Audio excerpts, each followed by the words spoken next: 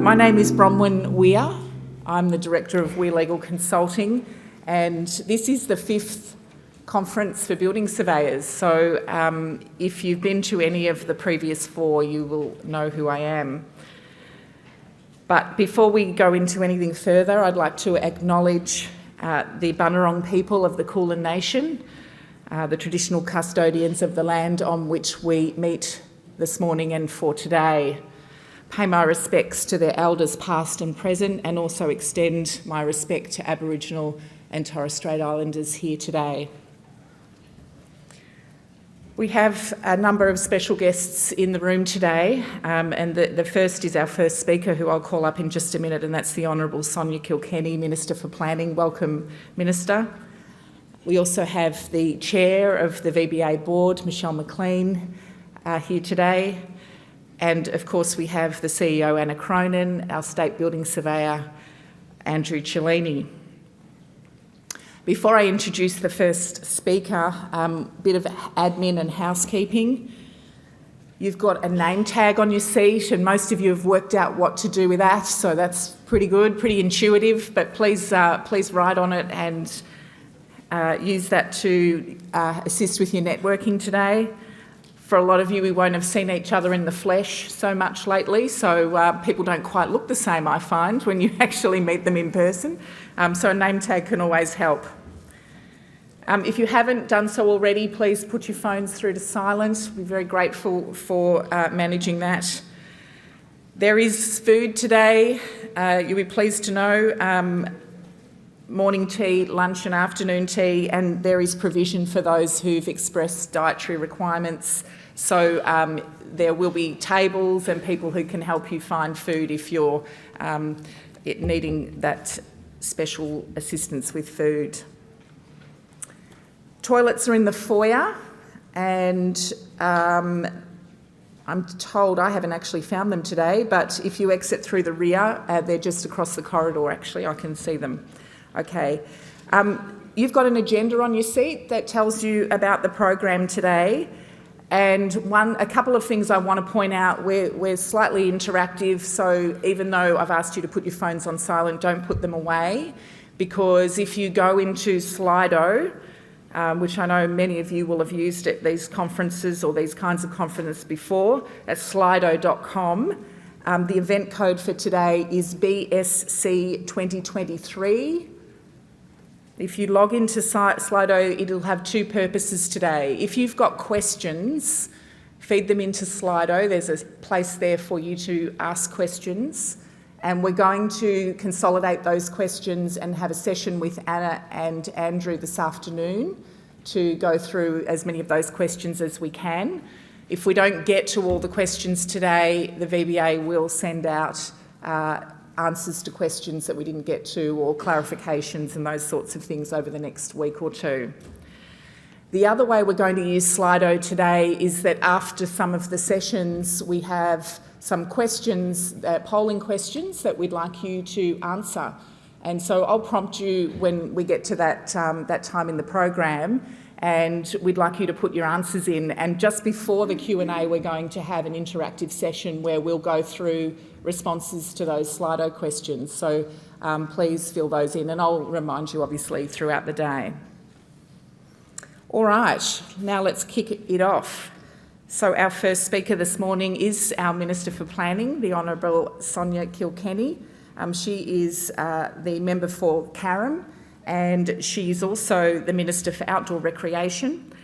She's previously been the Parliamentary Secretary for Early Childhood Education and for Health, and a Cabinet Secretary. She was, I believe she was a lawyer in her previous political life. So please welcome the Minister to the stage this morning.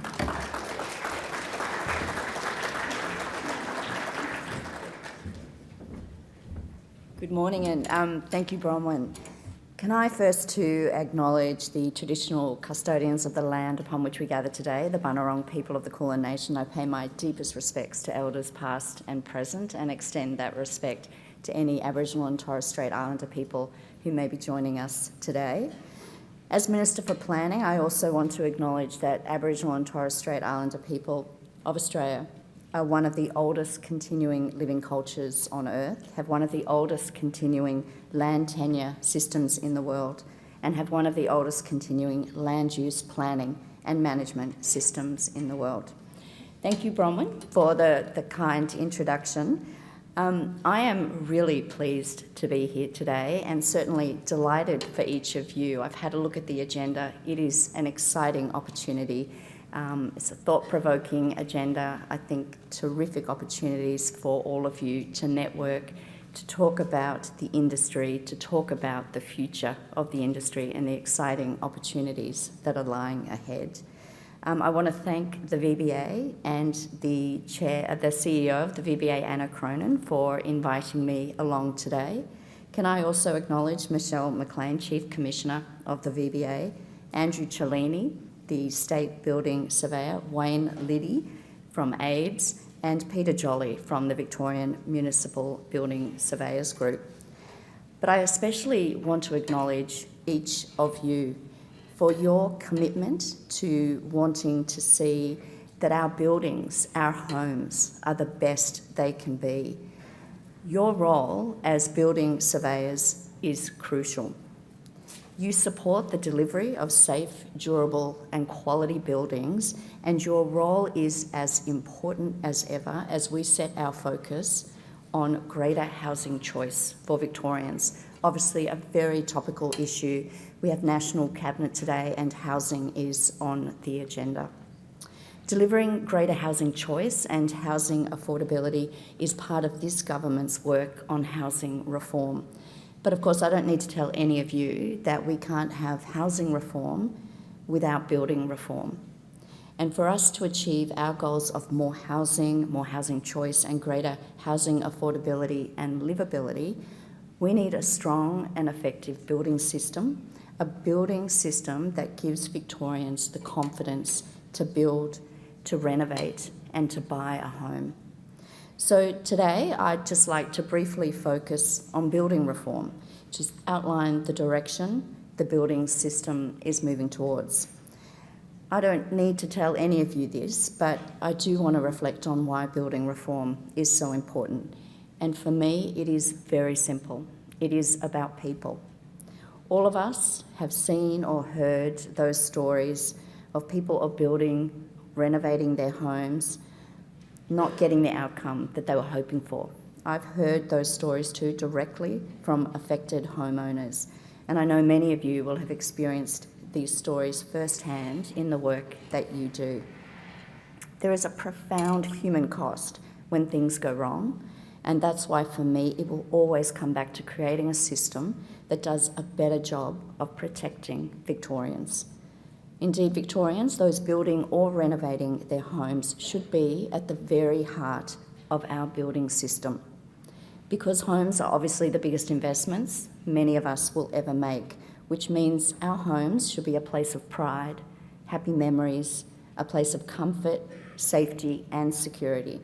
And for the majority of Victorians, it is. Tens of thousands of homes are being built each year and built well by the more than 300,000 people that make up Victoria's construction industry. It's nearly 10% of our workforce, and an industry that contributes about $40 billion to Victoria's economy each year. But this is not the case for some Victorians. For some, their new build is not a positive experience, and that's because the system is not working as it should. The industry itself has been hugely supportive of reforming the building system, and I particularly want to acknowledge the contribution of ABES, the Victorian Municipal Building Surveyors Group, and the Royal Institute of Chartered Surveyors. The majority of people in the industry deeply care about the industry and its reputation and want to drive standards that deliver homes that Victorians can all be proud of. And I'm immensely proud of this work. But I think it is worth reflecting just briefly on some of the issues that we've seen in the building space.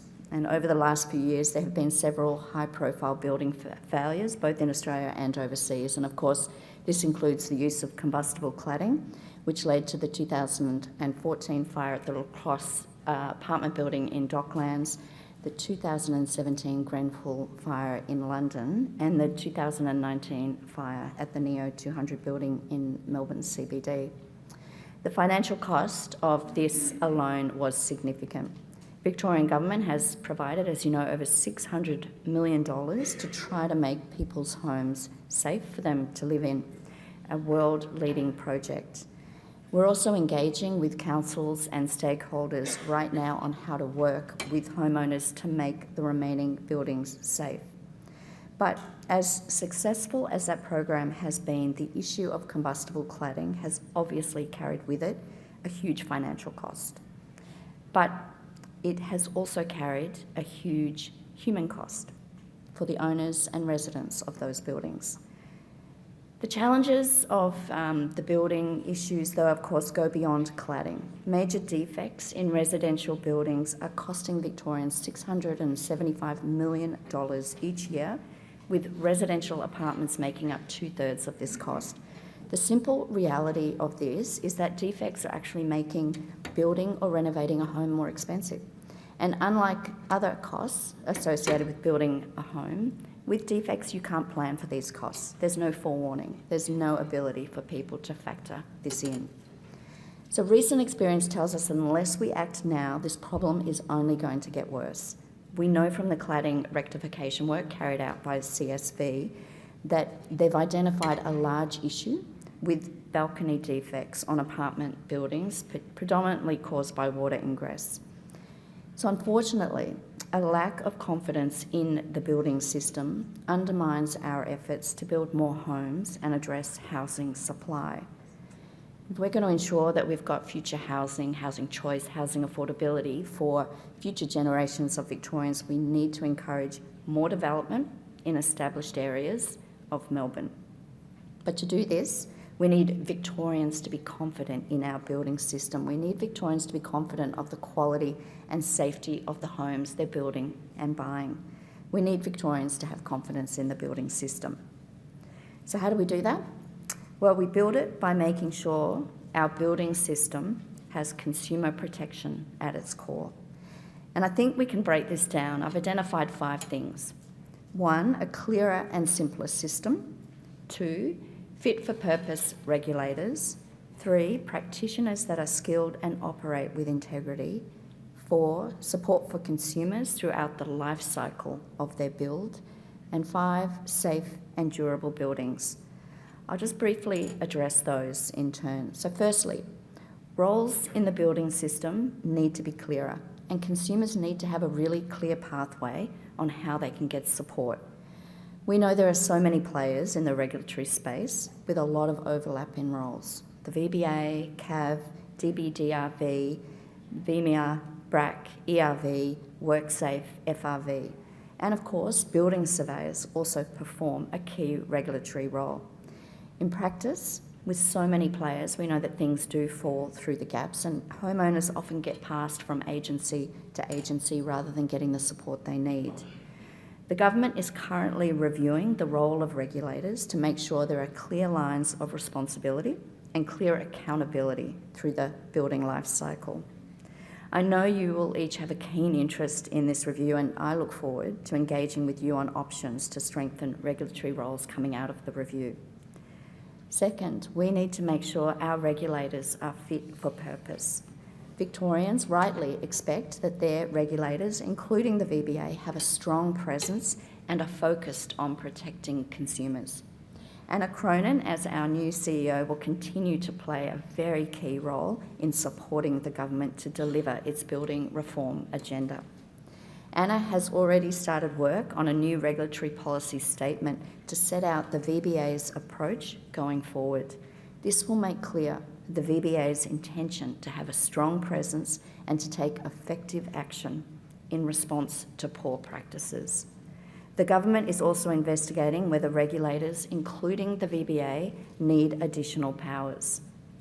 Third, we need to ensure that our practitioners are skilled and operating with integrity. That means they need to be accountable to the regulators so we have oversight over what they are doing. We know the overwhelming majority of practitioners are highly skilled and do act with integrity, but we need to drive stronger standards and expose poor behaviour. The government is already progressing mandatory continuing professional development for builders and plumbers and the Trades Registration Program. And the recent passage of legislation of the Building Legislation Amendment Act earlier this year will also enable us to require more participants to be registered. It is important, it is crucial that people have the necessary skills or qualifications to carry out their work.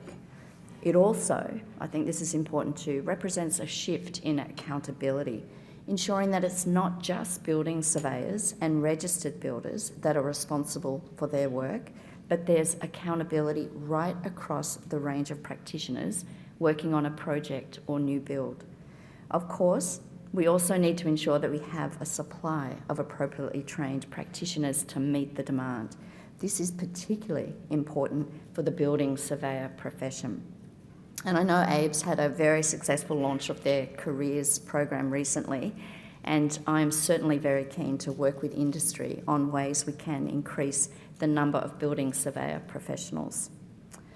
Fourthly, consumers need to be supported at all stages of their build or renovation, and that also means ensuring they have access to timely and accessible ways of resolving issues if things do go wrong. The government is currently looking at the adequacy of insurance in the building industry, and we're going to have a lot more to say on that coming up shortly. The creation of the building monitor role earlier this year will also ensure that consumer voices are elevated in the building system. Fifthly and finally, our buildings should be safe and durable, and this means clearer oversight of the building approvals process, as well as the ongoing maintenance of buildings.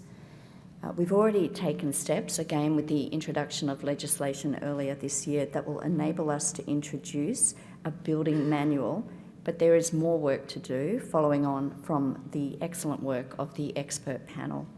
And I know a large part of today's discussion will focus on this exact issue. So can I just finish up and summarise our building reform program for this year, because it's a significant body of work. Trades registration, CPD, establishing the building monitor and improving the building approvals process. Anna Cronin is also leading our work to refresh the VBA, ensuring it has a clear industry presence, that its people are supported and respected for their skills and expertise, and that it's focused on protecting Victorians. We will also be looking to line up our reform for the coming years, and that means consolidating the work that's come from the expert panel, the response to the collapse of Porter Davis, the 2018 Building Confidence Report, and the learnings from the cladding crisis. The expert panel's building system review will be finalised by the end of 2023 with recommendations on the framework for a new Building Act. This will set us up to continue the reform agenda going forward and ensure we deliver a system that protects Victorians and gives Victorians the confidence they need to build, renovate and buy in Victoria. So today I really wish you a very successful, engaging and thought-provoking conference with some really inspiring speakers. And can I just end by thanking you for your ongoing work, your commitment to work with each of us to help deliver really important, significant reforms, but ultimately more housing choice and a better quality of life for all Victorians. Thank you, and I wish you well today.